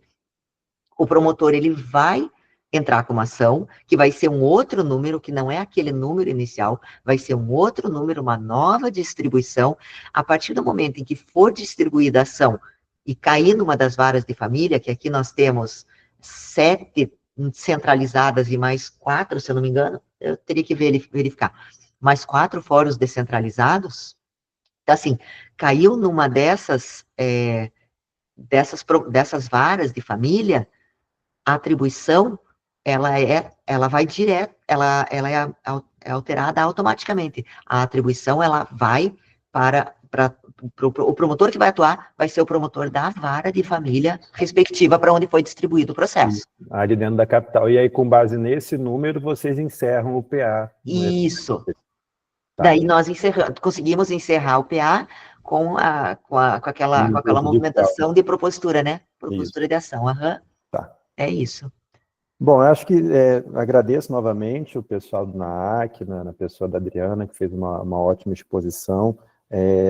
A questão do Justiça dos Bairros é um ponto muito importante, mas infelizmente a gente não tem na maioria do estado essa proximidade para ter a agilidade que o NAAC consegue aqui na capital. Sim, mas do jeito que está expandindo, quem sabe, né? É sempre bom trazer esses exemplos até para o próprio promotor no interior, nas comarcas iniciais, que atua em tudo, é o promotor do registro público, é o promotor da averiguação oficiosa, é o promotor da vara de família, consegue trazer a experiência e ajustar dentro da realidade de cada comarca. Então, muito obrigado, pessoal do NAAC, a Diana, a Vanessa, a Ludecleia, falei certo? A Cleia, né, e a Ana Catarina também. O doutor Regis que já se ausentou, mas mais uma vez agradecer a participação dele, que vem realizando um trabalho excepcional na área do reconhecimento de paternidade, o doutor Cláudio também, Sibnovic também, que atua no NAAC, sempre muito, muito solícito, muito participativo. Vamos passar, então, para a etapa aqui do nosso Mão na Massa, e agora a gente vai trazer o termo de cooperação técnica 45/2024. Vou falar um pouco para vocês sobre isso, junto com a Sueli. E o primeiro ponto, como o doutor Regis bem tratou no início da conversa, e a Adriana também, é a importância do Ministério Público vestir a camisa da averiguação de paternidade, né? Não há como a gente não adotar, não vestir essa camisa, não saber que é uma atribuição ministerial o reconhecimento de paternidade. Eu sempre digo que tem uma série de fatores, de consequências, sejam elas de ordem jurídica, o próprio reconhecimento, de ordem afetiva, a relação de afeto com o pai reconhecido, de ordem social, você não ter aquela situação constrangedora de ter um documento de identidade, ter uma certidão de nascimento sem o registro paterno, preencher um formulário onde pede filiação e tem que deixar o nome do pai em branco, então isso gera efeitos negativos de ordem social até para a vida adulta, né, os efeitos jurídicos do reconhecimento e os efeitos patrimoniais também, né? A partir do momento que se tem o reconhecimento de paternidade, tem todas as consequências patrimoniais, seja da possibilidade de requerimento de pensão alimentícia, seja a possibilidade de sucessória, de ser herdeiro do patrimônio, e até mesmo previdenciária, né, numa pensão por morte, um benefício previdenciário, que tudo isso tem a partir do reconhecimento de paternidade. Muitas vezes, na nossa prática lá em Campo Largo, as genitoras têm muita resistência em trazer a indicação do suposto pai, e eu sempre brinco na parte patrimonial. Falo, pensa que se o suposto pai ganha na loteria, ganha na Mega Sena, seu filho passa a ser herdeiro, né? Então a gente tenta de todas as formas, primeiro na parte afetiva, na parte social, por fim na parte patrimonial. Então é importante ter esse mínimo, a atuação do Ministério Público tem que ter essa atuação, ao menos no reconhecimento de paternidade, por se tratar de um direito individual indisponível. Ainda que possa haver uma legitimidade concorrente, por exemplo, com a Defensoria Pública, com a Advocacia Dativa, a gente tem essa atribuição, essa importante atribuição na área dos direitos das crianças e dos adolescentes, e temos agora ferramentas que possibilitam uma melhoria do nosso trabalho. Direito a alimentos, convivência, são direitos individuais disponíveis, né? Não é obrigatório o pleito de alimentos, eles são irrenunciáveis, mas são disponíveis. Então, nesse ponto até poderia se adotar uma possibilidade de encaminhamento após o reconhecimento formalizado de um encaminhamento para a Defensoria Pública, para advogado dativo, para ajuizar eventual ação de alimentos, ação de convivência ou de guarda. Mas o ponto nodal, inicial do reconhecimento, a gente não pode abrir mão da atuação ministerial nessa área. Isso é muito importante, seja na averiguação oficiosa, extrajudicialmente, seja na investigação contenciosa judicial, já na vara de família, numa ação de reconhecimento de paternidade. Porque, como a Adriana tratou, né, a averiguação vai tramitar na vara de registro, mas judicializado segue para a vara de família. E existe a demanda. Eu trouxe dados aqui do Paraná. Em 2023, 6.504 registros de nascimento sem o nome do pai, em todo o estado do Paraná. Em 2024, 6.615 registros sem o nome do pai. E em 2025, até ontem, a gente estava com 2.760 registros de nascimento sem o nome do pai.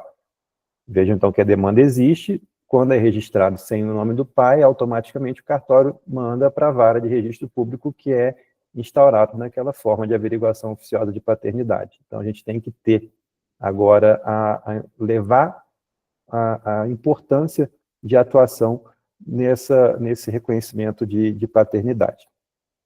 Dentro da realidade de cada comarca, a gente sabe que muito do que foi tratado aqui do NAAC, a gente tem que ajustar dentro da realidade de cada comarca. Eu mesmo, em Campo Largo, apesar de ser integrante, né, um foro regional da comarca de Curitiba, comarca da região metropolitana de Curitiba, é um foro regional com nuances de cidade pequena. Campo Largo, eu diria que se assemelha a uma comarca de entrância intermediária para final, temos um pouco mais de 100 mil habitantes, e Balsa Nova, que é outro município da comarca, se assemelha ao município de comarca inicial com menos de 15 mil habitantes. Então, obviamente, a gente tem que fazer todos os ajustes de trabalho dentro da realidade de cada comarca. Mas a ferramenta principal que a gente quer expor hoje, a Sueli já colocou aqui para nós, é o termo de cooperação técnica 45/2024.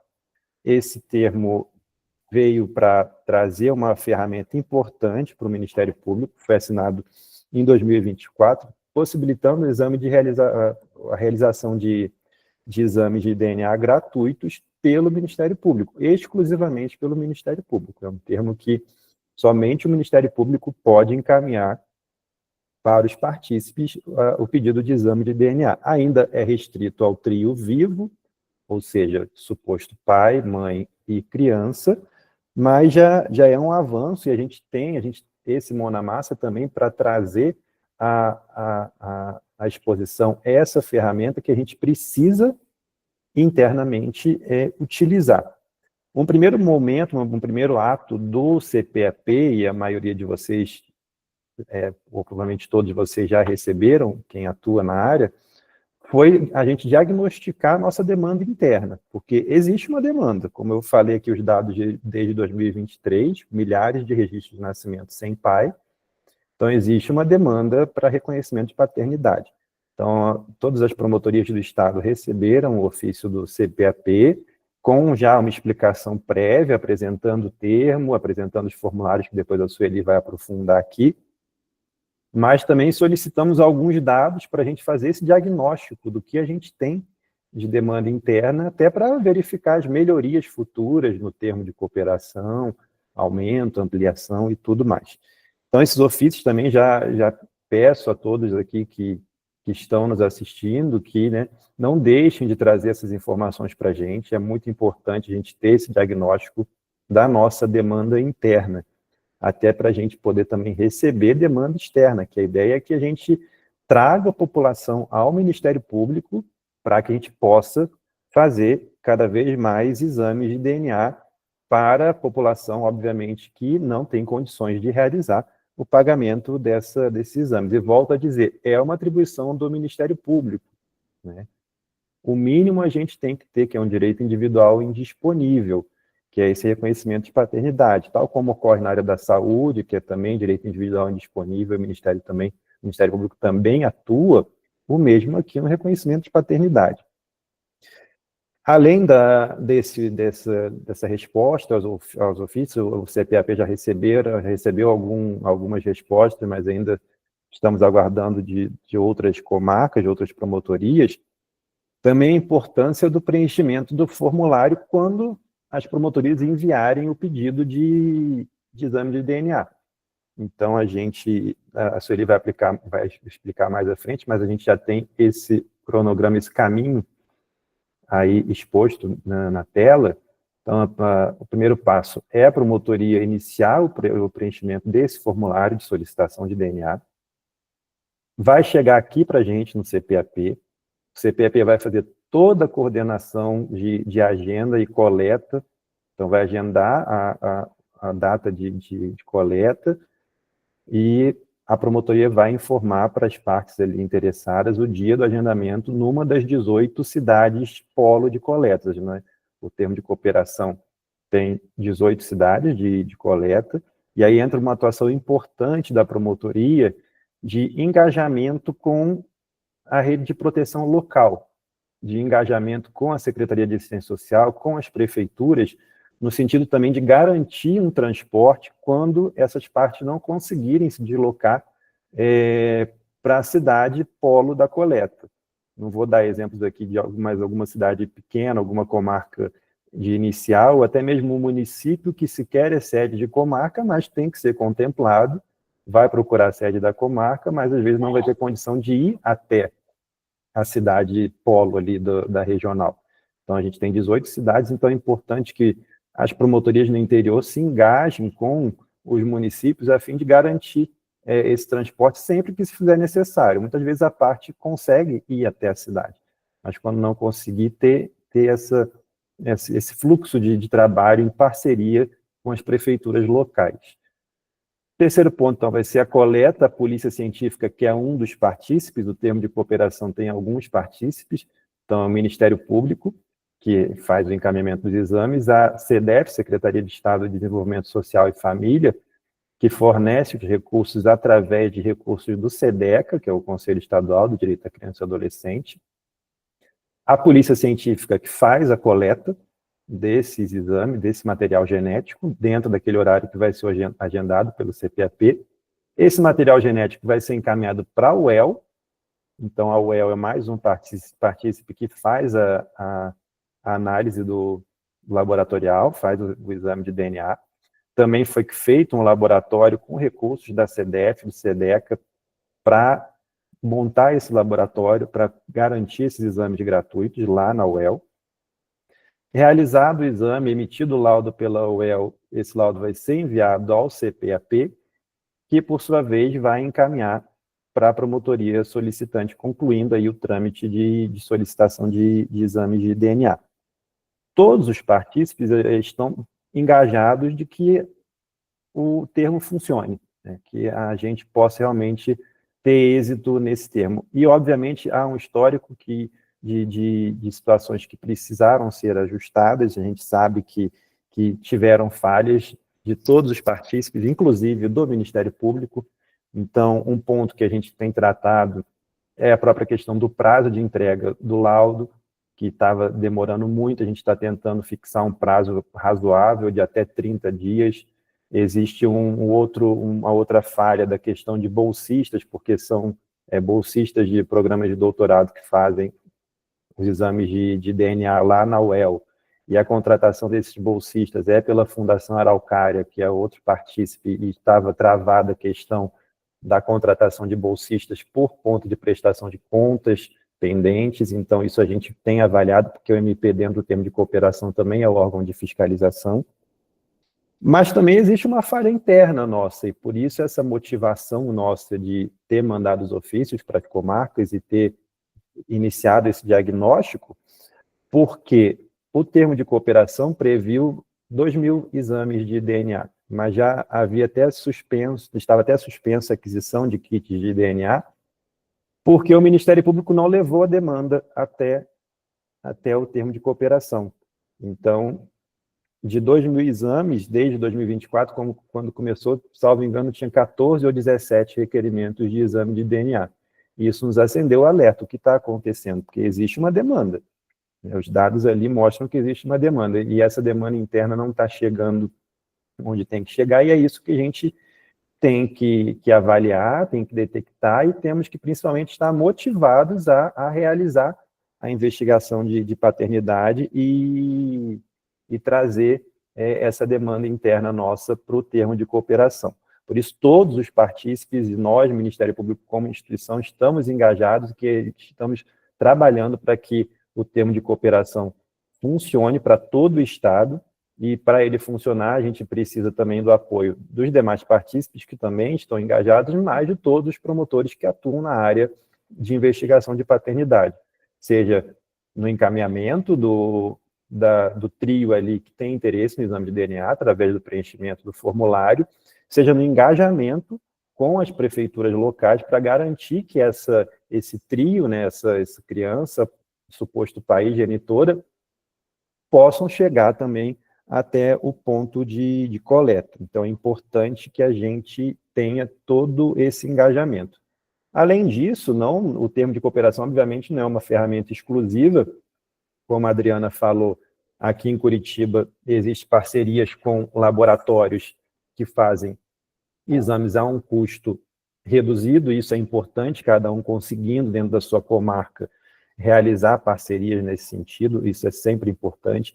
Parcerias com a iniciativa privada, parcerias com a iniciativa pública. Cito aqui o exemplo da terceira promotoria de Campo Largo, lá no município de Balsa Nova. Como eu falei, o município de Balsa Nova é um município de pequeno porte, com menos de 20.000 habitantes, e a terceira promotoria, a partir de uma provocação junto ao Poder Executivo e ao Poder Legislativo, eu digo provocação no sentido positivo, foi através de um diálogo, que a gente chama agora do diálogo institucional, uma relação harmônica entre poderes e instituições.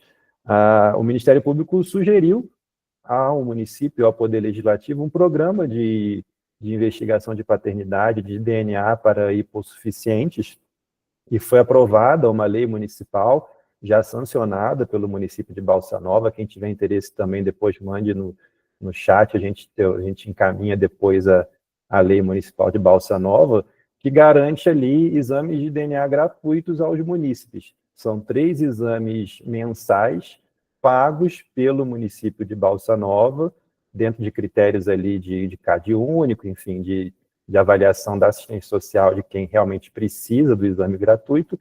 Então, é mais uma ferramenta que complementa o nosso termo de cooperação. Então, é importante sempre a gente ter essa articulação com os gestores, com os demais poderes, para garantir outras ferramentas que possibilitem essa atuação nossa na área da investigação de paternidade, que reflete também na área da infância e juventude, como a gente tratou aqui. Então, em resumo, o termo de cooperação já está vigente, a gente está fazendo todos os ajustes necessários para melhorar a entrega do exame, a entrega do laudo no tempo mais curto possível. Amanhã, inclusive, temos uma reunião sobre o termo de cooperação com todos os partícipes envolvidos, e há essa necessidade nossa de maior implementação da nossa demanda interna, de trazer essa demanda para a nossa análise, né? Eu sei que muitas vezes há dificuldade, seja de localização do suposto pai, na realidade local de cada uma das comarcas, de localização do suposto pai, de convencimento da mãe, quando a mãe quer ou não quer indicar, mas são situações que a gente tem que tentar ao máximo vencer, superar, e, se for o caso, trazer o suposto pai, mãe e criança para a realização desses exames. A nossa prática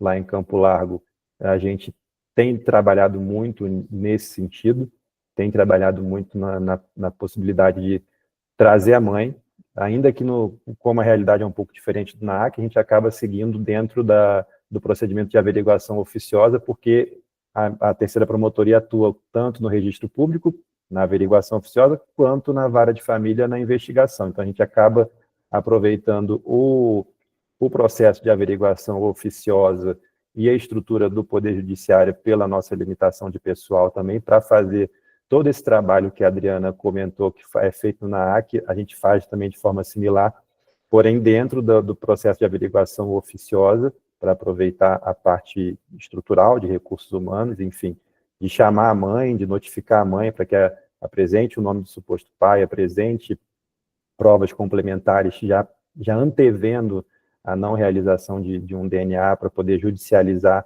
com provas que substituam ali o DNA. Chamamos o suposto pai para um reconhecimento voluntário inicial.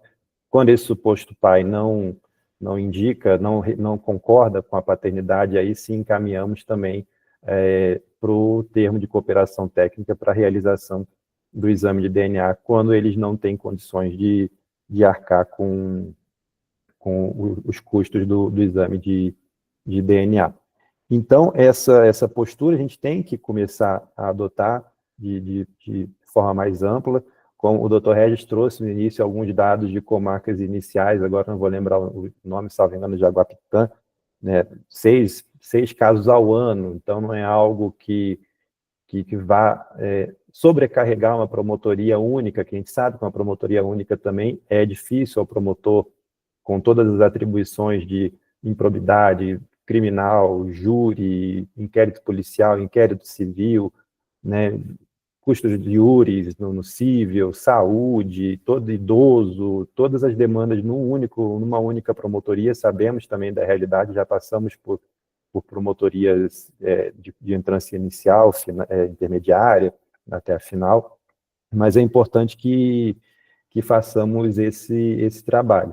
Campo Largo também, no município de Campo Largo, assim como a gente conseguiu em Balsa Nova, no município de Campo Largo, o Ministério Público segue dialogando com o município para tentar também um programa de paternidade que forneça DNA dentro de uma quantia adequada, para ter outras ferramentas. Mas o principal é que a gente use o nosso termo de cooperação, que a gente consiga organizar isso internamente, com a nossa demanda interna já existente, e possibilitar na sequência até mesmo uma divulgação ainda maior sobre o termo de cooperação. Quando a gente enviou os ofícios iniciais, até uma comarca questionou, não vou lembrar agora o nome da comarca, sobre mutirões, né? Vamos fazer mutirões e tal. Essa é a ideia de trazer a ampla divulgação, de fazer esse termo funcionar e ser executado e ser utilizado, mas antes a gente precisa fazer essa organização nossa interna, e o Mão na Massa hoje é justamente uma forma de expor e de organizar toda essa questão do termo de cooperação. Eu vou passar a palavra logo para a Sueli, mas novamente agradeço a todos os presentes, todos e todas. Estamos aí com quase 100 pessoas online nos assistindo, que é muito gratificante. Agradeço a Escola Superior do Ministério Público por ter possibilitado esse Mão na Massa, que acho que vai ser muito positivo para a instituição, especialmente para as nossas crianças e adolescentes ainda sem pai reconhecido.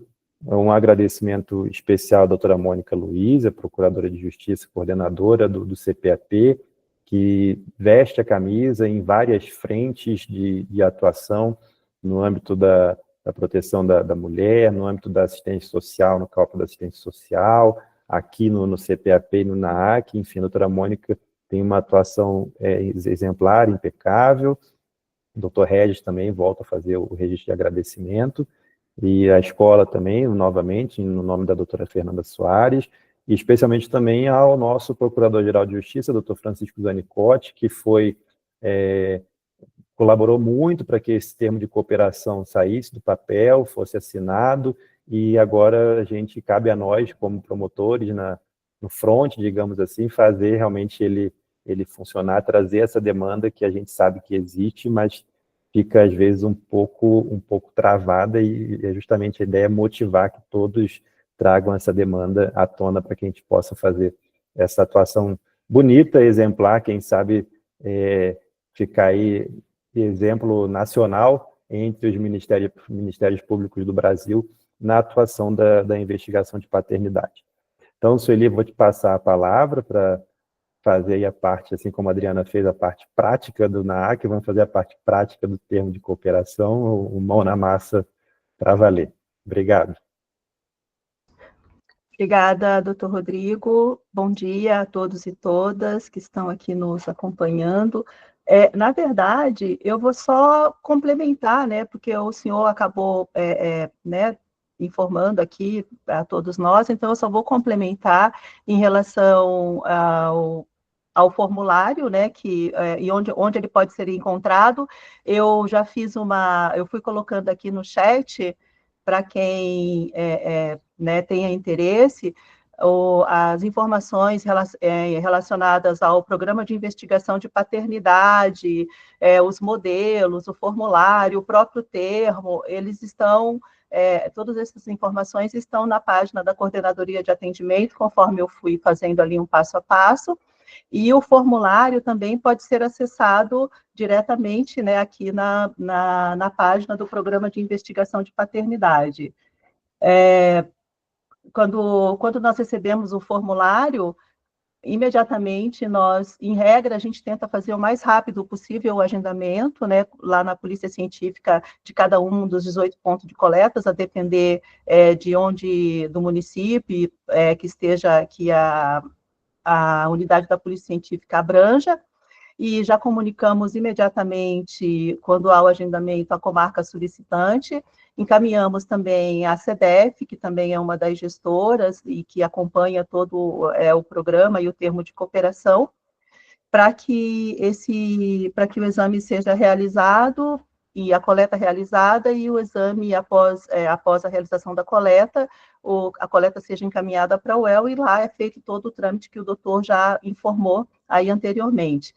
O que é importante, né? Sempre que a gente já recebeu algumas respostas desses ofícios que nós encaminhamos, e eu estava acompanhando e já fazendo um levantamento para a gente mapear, se alguém que esteja aqui hoje né, participando com a gente tenha respondido já os ofícios e não tenha preenchido o formulário, claro que nós iremos contatar todos que nos responderam e que não tenha preenchido, é importante que preencha o formulário, para a gente poder conseguir mapear de forma efetiva, né, a quantidade de exames que nós temos, porque por hora nós já temos disponíveis 1.000 exames.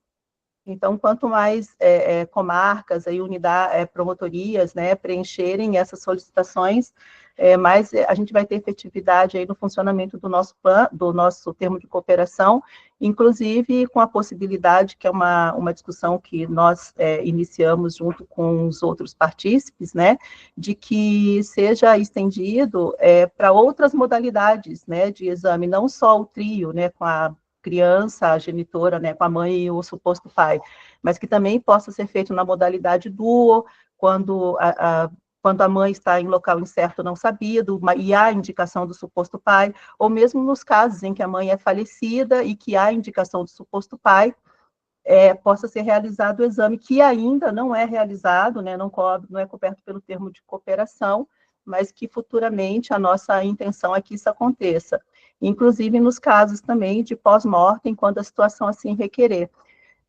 Então, é importante a gente estar engajado, todos nos encaminharem as suas demandas, para que a gente possa ampliar o termo de cooperação e que a gente possa atender muito mais crianças e adolescentes. Eu acho que é isso, doutor. Eu estou aqui à disposição para todos que precisarem, que tiverem dúvidas.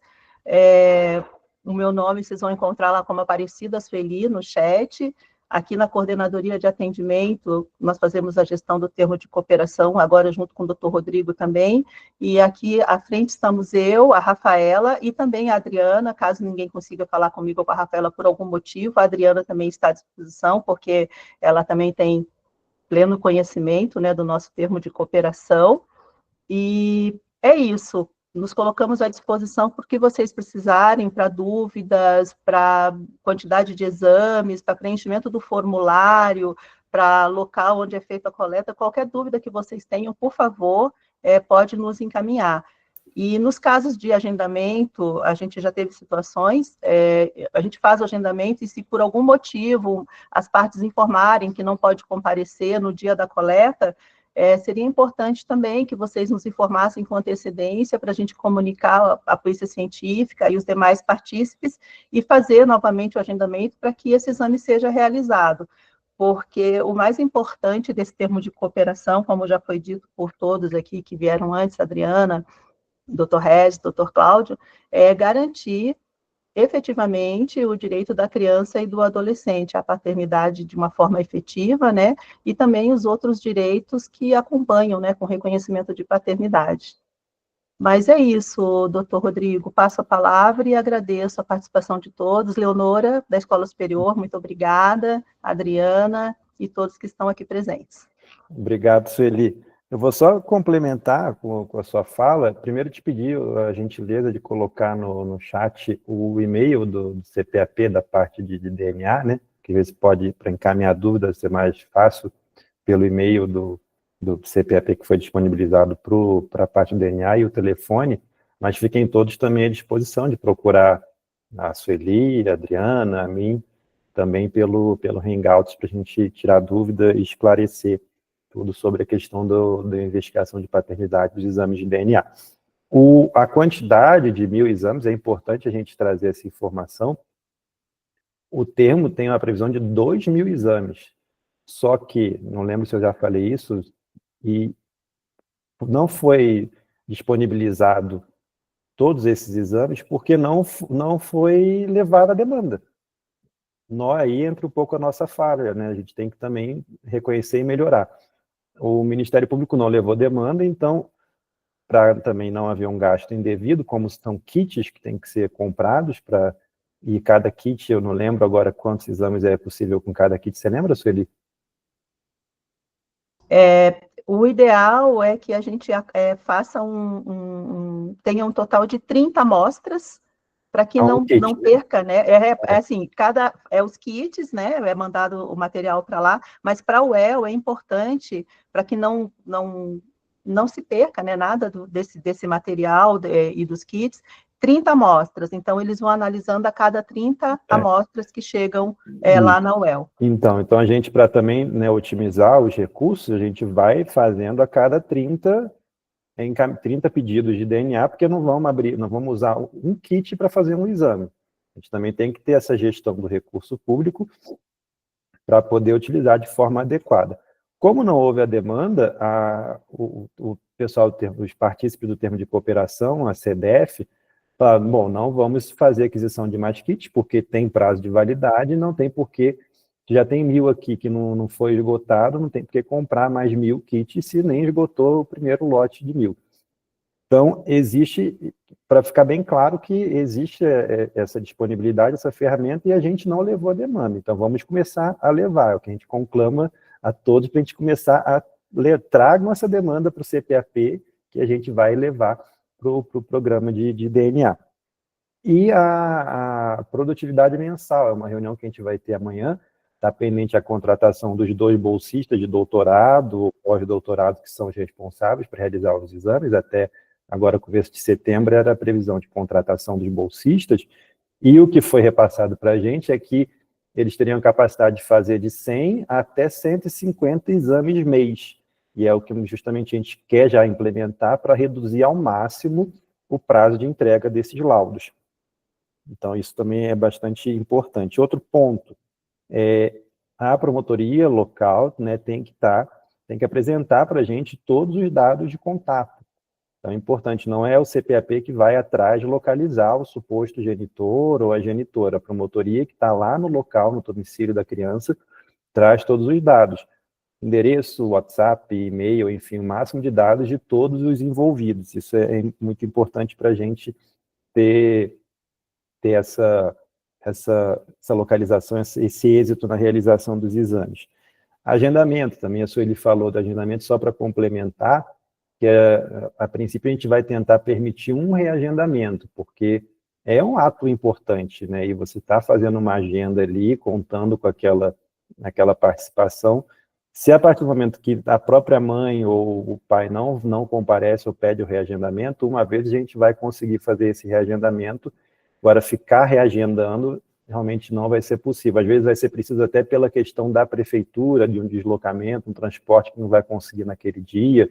Aí sim também a gente pode fazer esses reagendamentos. E por fim, já chegando aqui na conclusão, eu queria encerrar e depois abrir as perguntas, obviamente, mas com o engajamento dos promotores locais, né? Trazer aqui a experiência do que a gente fez em Campo Largo, o engajamento que a gente fez em Campo Largo da promotoria com a gestão, com a rede de proteção, especialmente com o Conselho Tutelar e com a educação. O que a gente fez em Campo Largo? Isso já tem alguns anos, e a demanda veio. A gente chamou as secretarias municipais de educação, o núcleo regional também, chamou o Conselho Tutelar. Verifiquem o que tem de alunos matriculados sem registro de nascimento e nos comuniquem.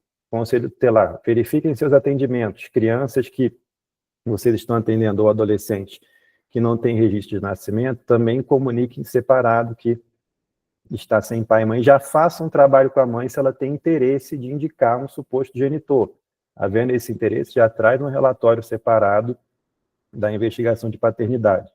Obviamente que esse trabalho gera uma demanda, pode gerar uma demanda alta, então o que pode ser feito também é um fluxo daqui para frente, junto com cada uma das secretarias de educação e conselhos tutelares, de fazer uma reunião. No caso do Ministério Público, a gente pediu recomendações administrativas seguidas de reuniões, e optamos por pegar toda a demanda pretérita e também o fluxo para frente, mas pelo menos estabelecer esse fluxo mínimo, com educação e com o Conselho Tutelar.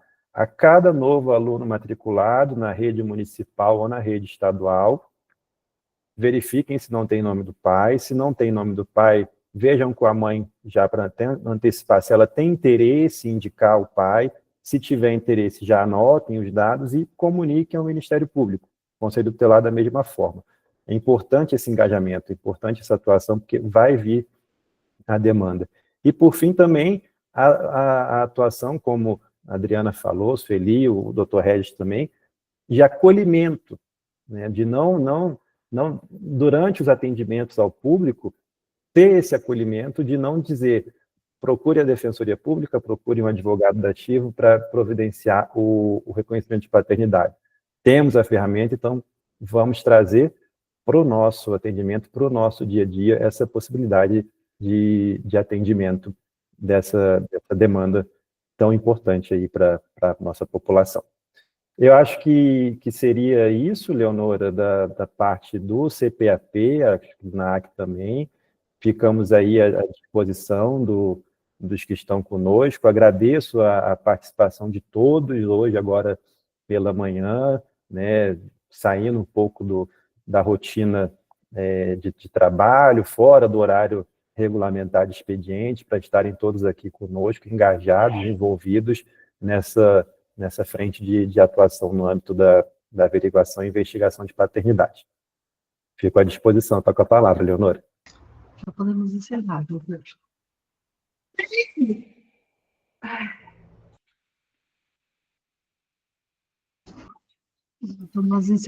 Temos perguntas no chat ou podemos encerrar? Alguém também quer fazer uma pergunta online mesmo, antes do encerramento?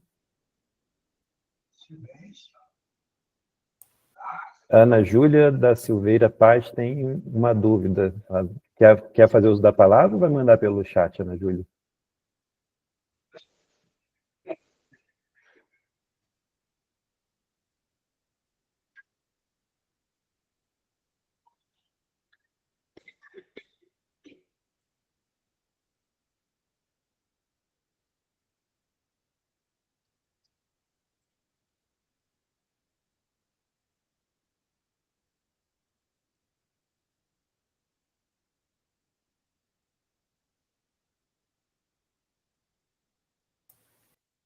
A pergunta da Ana Júlia, eu não consigo ver aqui, se alguém puder me dizer qual marca que ela está. Há alguma sugestão de atuação caso o Você mandou para ele? estagiária de Araucária da 2ª Promotoria. Há alguma sugestão de atuação caso o suposto genitor resida em comarca, estado diverso e não tenha condições de se deslocar para realizar o exame de DNA? Esse é um desafio. Vamos já antecipar que é um desafio. Não temos dentro do programa a possibilidade de realização de exame em outro estado. Inclusive, eu estou com um caso concreto também lá na promotoria de um suposto pai que está em São Paulo, quer fazer o DNA e não tem condições de vir a Curitiba realizar o exame de DNA. Então, é algo que temos que amadurecer em conjunto. Não há, de fato, essa possibilidade. Talvez avaliar com a comarca do estado se teria condições de trazê-lo para cá. Mas, de fato, o nosso programa ainda não contempla a coleta à distância. O MP do Distrito Federal tem já essa ferramenta, a gente, numa outra etapa, vai buscar saber como que funciona.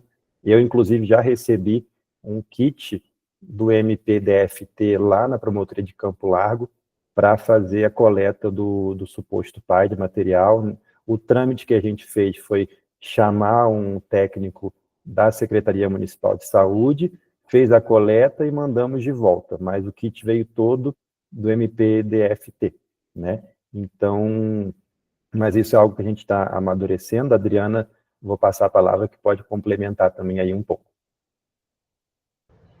Oi, voltei. Então, Ana Júlia, ali não ficou bem claro se...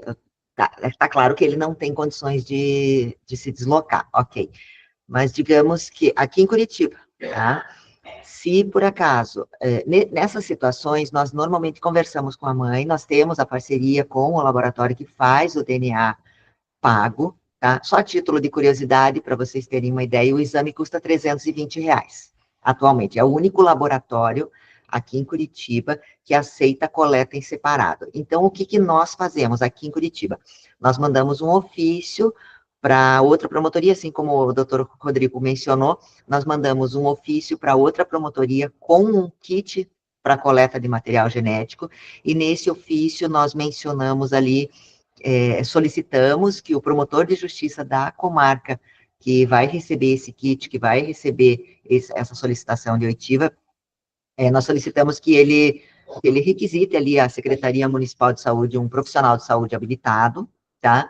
Pode ser um médico, um enfermeiro, um farmacêutico, ou aqui só, né, aqui em Curitiba, por exemplo, se vier uma solicitação dessa para coleta de material genético, quem faz a coleta sou eu. Eu sou uma pessoa habilitada para fazer a coleta de material genético dos supostos pais, tá? O que acontece? Nós mandamos esse ofício, chega daí, caso haja êxito na coleta do material genético do averiguado em Minas Gerais, por exemplo, o promotor de lá vai mandar esse kit para nós vamos encaminhar o kit para o laboratório, aí nós vamos entrar em contato com a mãe vai até o laboratório, e daí é o pago, não é o gratuito, mas vamos tentar, né, que o doutor Rodrigo falou, envidar os maiores esforços para que consigamos implementar que essa prática, né, que o convênio aceite o material genético coletado em separado, porque a gente consegue garantir uma cadeia de custódia, que a gente chama, tá? A gente consegue garantir, porque é tudo feito, intermediado pelo Ministério Público e até mesmo pelas polícias científicas dos outros estados. Então, não haveria um porquê não fazer exame de DNA. Acabaria entrando naquela questão do trio vivo. Mas, sim, enquanto não tiver o gratuito, caso queiram, né, fazer, por exemplo, ali, Araucária é do lado aqui, né?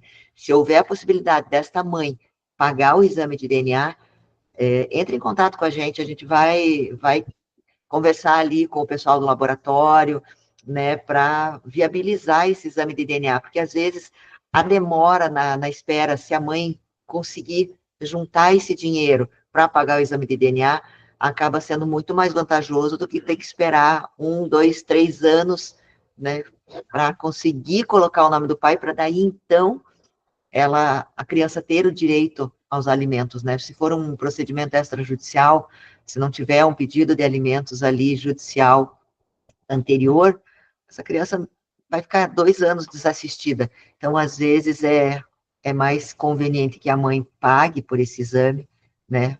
Sabemos que não é fácil, que não é tão simples assim, mas às vezes ela fazer um esforço ali, pagar esse exame e tentar resolver. E se tiver alguma dúvida, a Araucária aqui do lado, a gente consegue resolver se a mãe estiver disposta a pagar. O exame custa R$320, aí é só enviar um ofício lá para outra comarca com o kit, né? Nós fornecemos o kit aqui, nós temos o kit, fornecemos para vocês encaminham para lá para tentar viabilizar. Então, é só uma dica, se não for o gratuito, se for o pago. Se for o pago, estamos à disposição, se for o gratuito, a gente vai tentar resolver aí da melhor forma possível, né, doutor? Isso aí. E o principal, são casos pontuais que, né, a gente vai enfrentando, seja nesse assim de suposto pai que mora fora, em outro estado, seja o pós-mortem, enfim. Mas o principal é que a gente primeiro tem que fazer o feijão com arroz, né? Que é o principal que a gente tem, que é fazer funcionar o trio vivo, trazer essa demanda. E aí, daqui uns tempos, a gente ia avançando e evoluindo para atingir, trazer maior amplitude em outros casos, né?